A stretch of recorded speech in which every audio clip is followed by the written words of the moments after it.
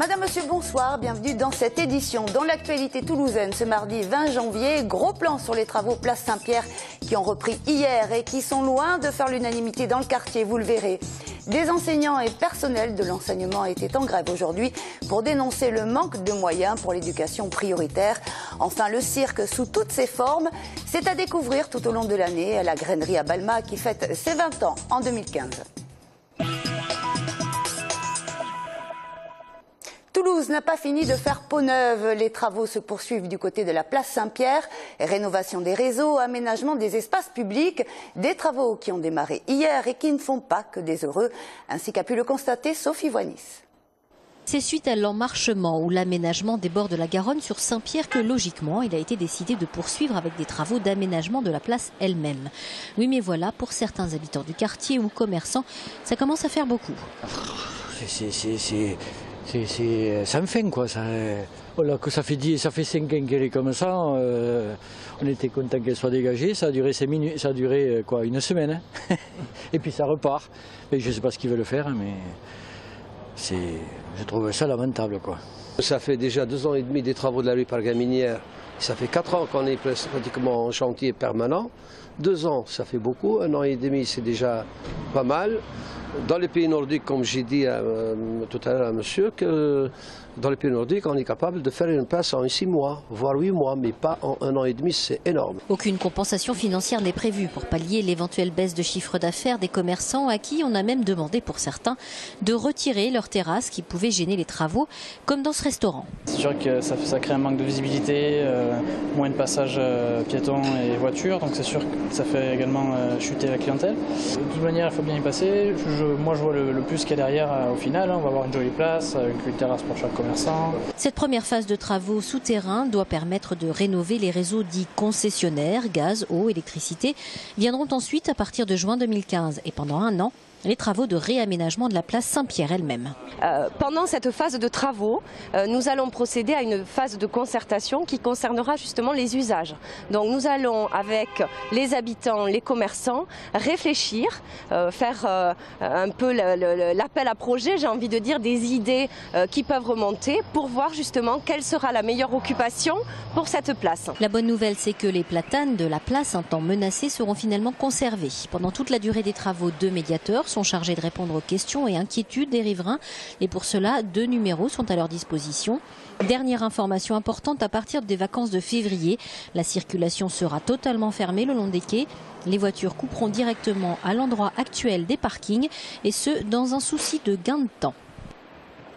Des moyens supplémentaires pour l'éducation prioritaire en Midi-Pyrénées, c'est ce que réclament en particulier des enseignants et personnels de l'enseignement dans l'Académie de Toulouse, en grève aujourd'hui. La réforme des réseaux d'éducation prioritaire, présentée en septembre dernier par la ministre de l'Éducation, Najat Vallaud-Belkacem, tarde à se concrétiser pour ces enseignants, ainsi qu'ils l'ont confié à Jérôme Bolloc.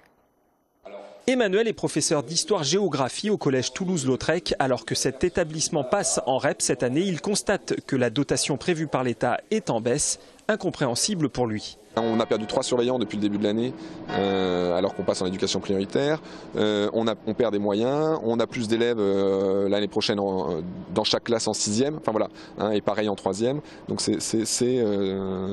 tout se rejoint en fait pour dire que l'éducation doit être une priorité et que c'est pas aujourd'hui ce qu'on voit. Même constat pour ces professeurs du collège Bellefontaine. Selon Marie Pasquale, il manquerait 6 postes dans cet établissement pour pouvoir mettre en œuvre une mesure emblématique de la réforme. Les élèves de 6e devaient bénéficier d'un accompagnement continu qui n'a pas pu être mis en place dans mon établissement par exemple, puisque on n'a pas vu les heures post, donc les heures en fait tout simplement concrètement arriver. Ces enseignants le rappellent, ils travaillent dans un contexte difficile, ils réclament une réelle application de la loi. Nous savons que nous avons beaucoup de familles qui éprouvent des difficultés très dures et le collège absorbe aussi justement ces tensions sociales.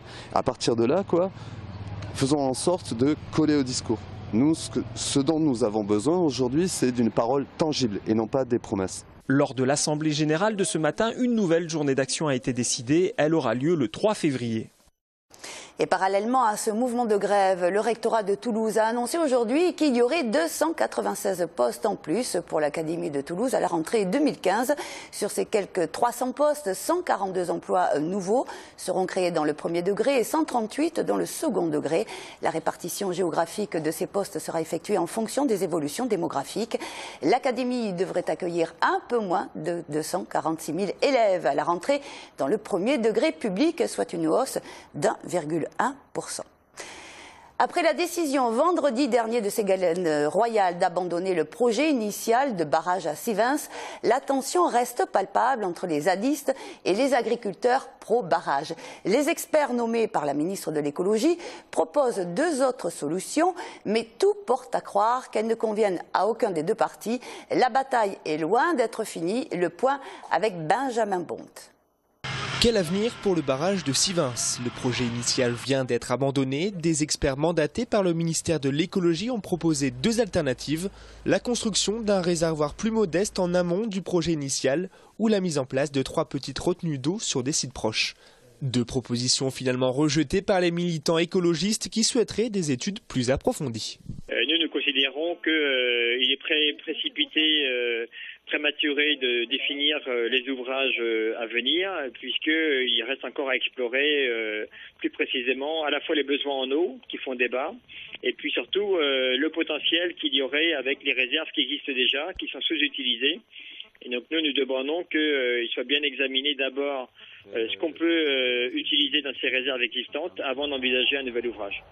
Actuellement, une quarantaine de zadistes occupent le site. Ce lundi, les forces de l'ordre ont dû s'interposer entre écologistes et agriculteurs pro-barrage. Une situation qui inquiète Ben Lefeuté. Si la FNSEA du Tarn et du Tarn-et-Garonne n'envisage pas d'étudier les scénarios alternatifs au barrage initial, s'il cherche vraiment à s'entêter à vouloir imposer le barrage initial qui a été lui abandonné par le ministère, je crois qu'effectivement, il risque d'y avoir des tensions assez fortes sur le terrain, puisque eux cherchent à faire passer leur projet par la force, au lieu de se mettre autour d'une table. La décision est dans les mains du Conseil général du Tarn, qui devrait rendre son verdict le 6 mars prochain. On ouvre une page santé avec cette avancée majeure dans le traitement du cancer du pancréas. C'est le cancer le plus meurtrier aujourd'hui, 5e cause de décès dans le monde. À Toulouse, une équipe de chercheurs de l'INSERM travaille depuis 4 ans sur un projet de traitement à partir du virus de l'herpès. Et il y a de quoi nourrir de l'espoir. Les explications d'Anna Guerre. Nouvel espoir pour les chercheurs de l'INSERM. Depuis 2011, ils travaillent sur un traitement du cancer du pancréas, un virus dérivé de l'herpès. Des tests expérimentaux ont été réalisés, des cellules humaines pancréatiques cancéreuses greffées sur des souris. Après avoir évolué seules, les tumeurs disparaissent et la dissémination des métastases est empêchée. Des résultats exceptionnels plus qu'encourageants. Le virus va infecter toutes les cellules, a priori, mais il ne va trouver qu'un terreau fertile, si je puis dire, dans la cellule cancéreuse, parce qu'il a été modifié génétiquement pour être actif dans ces cellules seulement. Et l'idée, c'est de se servir des cellules cancéreuses comme un foyer de réplication, c'est-à-dire qu'une cellule cancéreuse va devenir une nouvelle source de virus qui va pouvoir infecter les cellules avoisinantes. Cette infection va s'arrêter du moment que le virus va trouver une lisière normale à la tumeur, donc le tissu sain adjacent sera épargné. Un traitement qui s'adresserait aux patients qui ont un cancer déjà avancé avec des métastases et qui ne peuvent pas être opérés. Beaucoup de travaux sont actuellement lancés, un dépistage précoce ou encore une prise en main plus efficace. On n'a pas la prétention de traiter tous les patients atteints de cancer du pancréas, sachant que ceux qui peuvent se faire opérer, comme vous le dites, iront se faire opérer, se faire enlever la tumeur, c'est la meilleure des thérapies à l'heure actuelle. Nous, notre intérêt, c'est de s'attaquer aux tumeurs qui ne sont pas opérables, pour lesquelles il n'y en a pas de traitement, et justement injecter ce virus avec des combinaisons chimiothérapeutiques ou d'autres biothérapies pourrait permettre de réduire les tumeurs et ainsi les patients pourraient être éligibles à la chirurgie. Une dizaine de personnes travaillent sur ce projet. Leur ambition, réaliser ces essais sur les humains d'ici 18 mois à 2 ans. Voilà un service qui facilite le quotidien des étudiants. Le Crous a ouvert le CyberM, version en ligne de l'épicerie de proximité et mini-market présente sur le campus Rangueil. Ce service Drive permet aux étudiants de commander facilement des produits de première nécessité à moindre frais. Il dispose de 2 points relais sur la résidence Daniel Fauché. Et au Mini-M, reportage signé Robin Puel.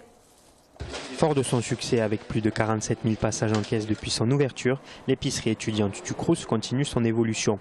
Le Mini-M se lance dans le numérique avec le Cyber-M. En plus d'une évolution pratique, cette nouveauté permet aux résidents de la cité universitaire Daniel Fauché d'accéder à ce service du Crous. Un véritable gain de temps pour les étudiants toulousains. Le gros avantage, c'est qu'au niveau de la cité Daniel Fauché, il n'y a aucun commerce à proximité. Donc ça leur permet justement associer et les cours et en même temps pouvoir faire ses courses, de pouvoir retirer directement sur place leurs courses sans avoir besoin de courir à droite à gauche et de se consacrer pleinement à leurs études. Depuis une semaine, une dizaine d'étudiants se sont déjà connectés sur le site internet du Crous de Toulouse pour profiter de ce nouveau service. On y trouve plus de 300 produits référencés dans l'épicerie étudiante. Une fois effectuées, les commandes sont traitées par l'équipe du Mini-M. Elles sont ensuite réparties à la livraison ou directement disponibles à l'épicerie étudiante de Rangueil. Nous, non, ça ne nous change pas énormément de choses. On a juste à surveiller les commandes qui arrivent par mail, à leur préparer et à leur servir directement sur place. Et à partir de 16 h, nous, on effectue la livraison directement sur la cité Daniel Fauché. On peut retirer à la fois donc ces commandes sur la cité de Daniel Fauché et ici aussi au Mini-M. Le Cyber-M toulousain est la première initiative de ce type en France et inspire déjà d'autres campus. L'université de Bordeaux a déjà prévu de lancer son propre drive.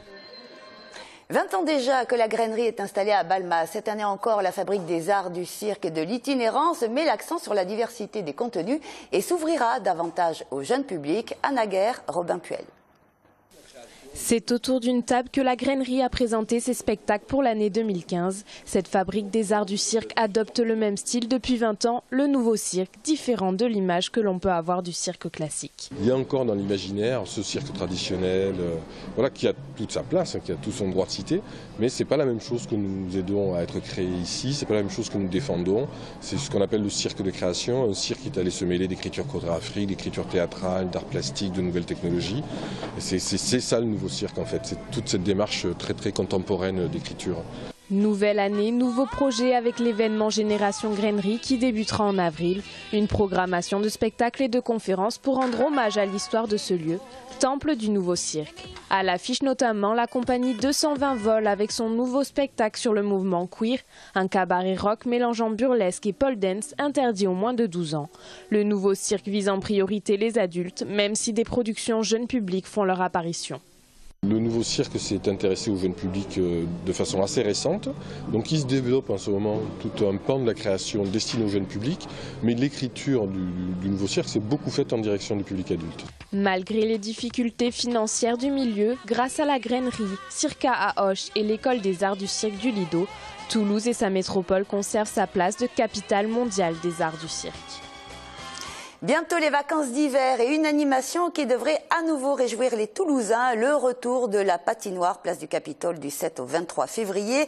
Petits et grands glisseront sur ce tapis de glace pour 5 € les 45 minutes tous les jours de 10h à 20h et de 10h à 22h le week-end. C'est la fin de cette édition. Merci de l'avoir suivi. Très bonne soirée.